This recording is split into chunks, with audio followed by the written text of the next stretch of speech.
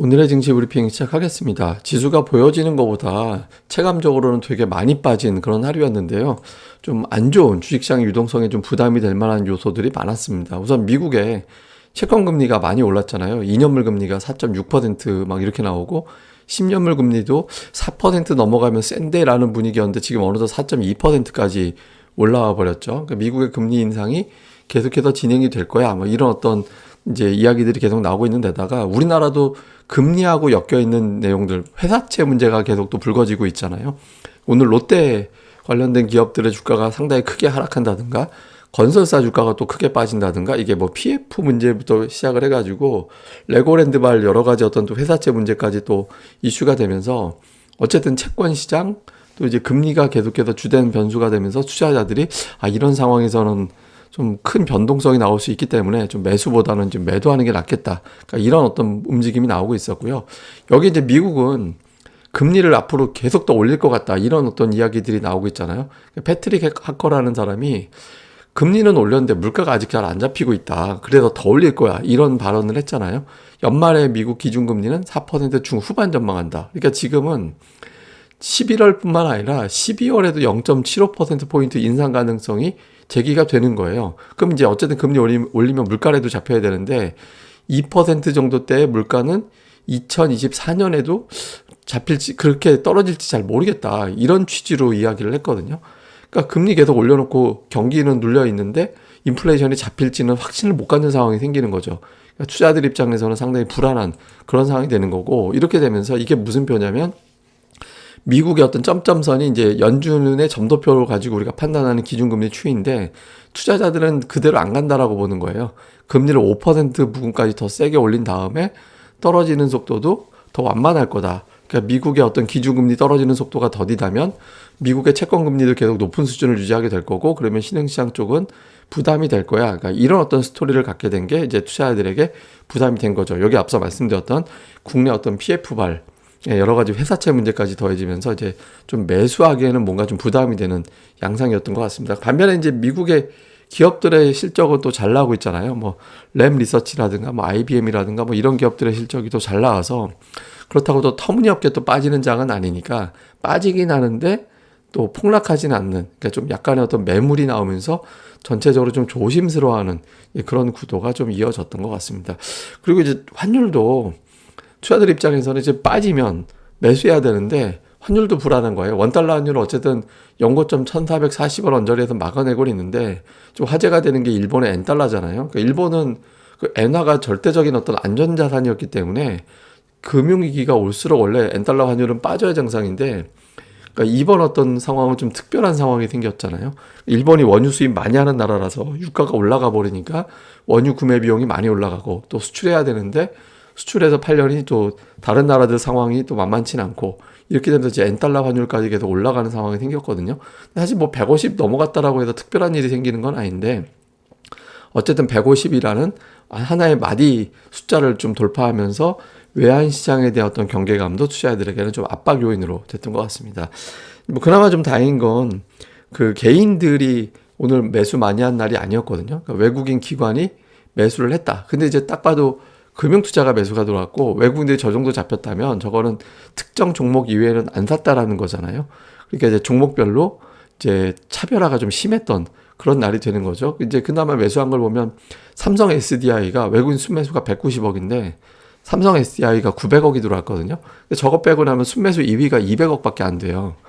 예, 그러니까 외국인 투자자들이 조금 이제 좀 소극적인 어떤 그런 대응을 좀 했다라고 볼 수 있는 거죠. 그래서 근데 다행인 건 이제 삼성전자, SK하이닉스가 다시 매수 쪽으로 돌아섰다라는 거는 다행. 그리고 2차 전지도 그대로 매수하고 있다라는 거는 다행이긴 한데 어쨌든 이제 좀 외국인들 매매 규모가 매수할 때 1, 2위에 이제 삼성전자를 비롯해서 IT, 2차 전지 이런 게 들어가고 순매수 금액이 한 1000억대가 딱 들어가야 되는데 그런 모양이 좀 안 나온 게 부담이 됐던 것 같습니다. 그 다음에 이제 기관 돈을 삼성전자 SDI는 또 매수했거든요. 그러니까 지수는 방어가 됐죠. 지수는 방어가 되는데 그 외 종목들은 매도하는 어떤 형태가 되다 보니까 이제 하락 종목 수가 많은 그런 구도가 됐습니다. 코스닥 쪽에서는 이제 업종별 특징은 없어요. 왜냐하면 업종 내에서도 사고팔고가 엇갈리는 그런 형태가 됐거든요. 그래서 뭐 특정 업종을 집중했다라기보다는 이제 종목별로 대응하는 그런 형태가 됐고, 기관 같은 경우도 약간 이제 LNF를 파는데 에코프로비엠, 에코프로는 그러니까 매수하는 그런 형태를 좀 보였죠. 그다음에 엔캠도 매수하고, 근데 약간 이제 2차 전지 관련된 종목군들이 여전히 좀 매수 쪽에 많이 포진해 있고, 그다음에 원익 IPS라든가 뭐 이녹스 첨단 소재라든가 원익 QNC라든가 이렇게 좀 선별적으로 골라서 IT 기업을 좀 담는 그런 형태를 좀 보였습니다. 그래서 업종 내에서 골라서 담는데 2차 전지와 반도체 관련주들이 조금 포함되어 있는 게 약간 이제 특징. 이 정도로 보시면 되겠습니다. 그래서 이제 이후에 좀 이슈를 보면 10년물 금리 기준으로 채권 금리가 4.5%가 넘어가게 되면 금리 상승이 둔해질 거야. 이런 주장들이 있거든요. 근데 지금 4.5까지 가면 또 엄청나게 또 크게 올라가는 거라서 지금부터 이제 이야기할 건 아니지만, 근데 항상 제가 말씀드리면 중요한 저항 때는 그 저항까지 가는 게 중요한 게 아니에요. 그 근처로 가는 흐름이 나오면 부담이 되거든요. 4.5가 저항이라면 지금 위치에서부터는 벌써 꺾이기 시작해야 됩니다. 되게 완만해지기 시작해야 되거든요. 그러니까 지금 오늘 미국의 국채 금리가 이제 오늘 또 만기가 있어가지고 미국이 오늘까지는 변동성이 좀 커질 것 같긴 한데, 어쨌든 금리가 다음 주 됐을 때 만만해질지 아니면 이제 FMC 앞두고 있는 상태라서 어떻게 될지 요 구도. 그 다음에 이제 미증시 만기가 넘어가게 되면 재료는 FMC로 바뀌게 되거든요. 근데 지금 0.75, 0.75 분위기가 되고 있잖아요. 근데 이게 0.75, 0.75 되면 인플레이션은 12월이 피크야 이런 분위기가 되는 게 아니라 0.75, 0.50 분위기가 돼야 인플레이션 피크야, 긴축이 피크야 이렇게 되면서 시장이 좀 방향이 바뀌게 되거든요. 그래서 FMC 앞두고 이제 연준인사들은 어차피 블랙아웃으로 넘어가게 되니까 채권 시장이 만기 넘어가면서부터 채권 시장까지 좀 안정이 될 수 있느냐. 영국이 또 저렇게 됐으니까 요거. 그다음에 이제 외국인들이 어쨌든 매수 열심히 하다가 어제 오늘은 조금 팔거나 조금 사거나 쉼편지 맞춤편지 아리까리 하죠. 근데 다행인 건 삼성전자 SK하이닉스를 다시 매수로 들어온 건 다행이긴 한데, 그래서 쉼표 쪽에 가깝게 보이긴 합니다. 근데 이게 이제 이틀이 넘어가고 3일이 넘어가고 이래버리면 FMC와 그다음에 미국의 중간선거 때까지는 외국인 수급이 안 붙는 상태가 되기 때문에, 그러면 오늘 같은 장 그러니까 지수는 덜 빠지는데 하락 종목 수는 되게 많은 그런 형태가 될 수 있거든요. 그래서 외국인들 매수가 다시 늘어나는지 여부가 되게 중요합니다. 그리고 오늘 특징은 뭐 구리 2차 전지 제약 이런 것들 올라갔는데 이것도 종목별로 골라서 올라간 거라서 뭐 특징으로 설명할 건 아닌 것 같습니다. 자, 오늘 제가 이제 표기한 하는 건 미국이 하락하는 종목, 상승하는 종목 이렇게 봤을 때 상승하는 종목이 1년에 몇 % 정도 되느냐 그 날짜가 요거 따진 건데, 미국이 워낙 증시가 계속 올랐었잖아요. 그래서 웬만하면 50%가 훌쩍 넘어가거든요. 40%가 잘 안 나오는데 이번이 43.5가 나왔다라는 거예요. 근데 이게 지금 왜 보여주냐면 요거 나오고 다음에는 올라가는 확률이 비율상 높긴 했습니다. 5번 오르고 3번 빠졌으니까 비율상 높긴 한데 100%는 아니죠. 그러니까 투자들이 생각을 하면 내년도 증시가 중간 선거 다음에라는 패턴, 뭐 급락 후에 다음에라는 패턴, 이런 패턴상으로는 플러스가 날 확률이 높아요. 근데 이거를 왜 말씀드리냐면, 이게 기대하는 매수세가 있다라면 지지될 자리, 예를 들어 S&P 500, 200주선이라든가 이런 것들이 반드시 사수가 돼야 되거든요.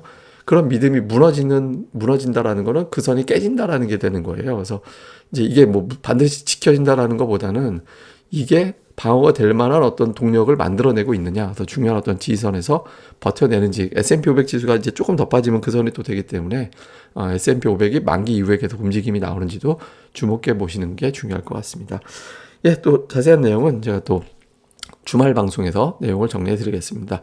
그리고 유튜브 이 방송 또 구독하기 꼭 부탁드리고요. 또 네이버에서 고릴라 리서치 검색해 주시고 많은 방문 부탁드리겠습니다. 근데 제가 보기에는 시장은 11월 FMC와 중간선거 지나고 나면 방향이 잡힐 것 같아요. 지금 2200 초반에도 왔다 갔다 하고 있는데 그 이후에는 좀 방향성이 나올 가능성이 높다라고 보고 있거든요. 그래서 그때까지만 좀 잘 버티고 넘기시면 또 기회가 될 수도 있지 않을까 이렇게 보고 있습니다. 예, 그럼 또 저는 또 다음에 뵙겠습니다. 감사합니다.